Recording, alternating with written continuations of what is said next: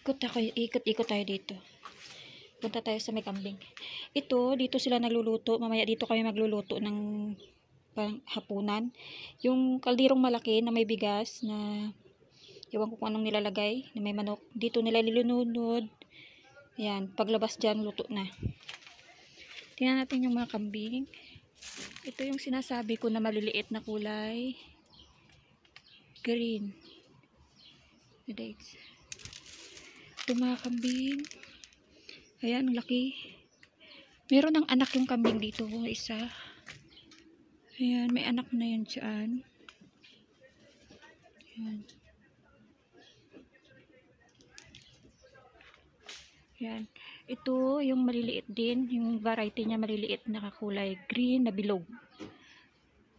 Yung sa kabila, ayan, yung medyo pahaba na green. Tapos yung sa dulo, yung pula, yung pinakita ko kanina, yung maliliit na dilaw na parang parang kublong, maliliit.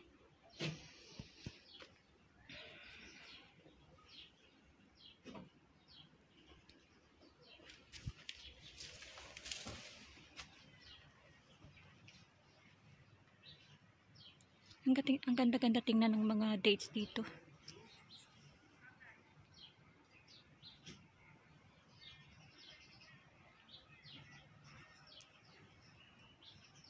Yan.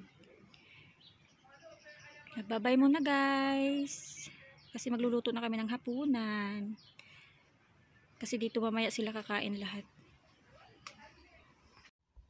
Ang ganda niya tingnan.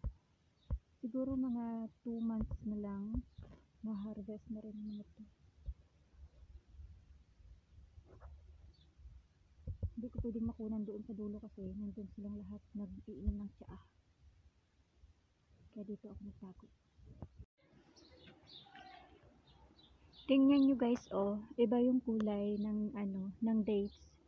Dito yung dates ni Baba is mga 4 na variety. Merong pabilog na kulay green, as in green na green. Tapos itong pula. Tapos merong pahaba na green.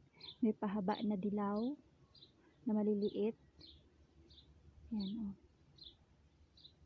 Ganda siya guys tingnan, kasi colorful.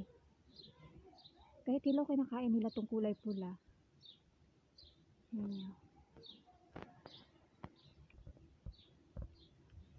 Ayun naman yung yung kulay dilaw na pahaba, maliliit.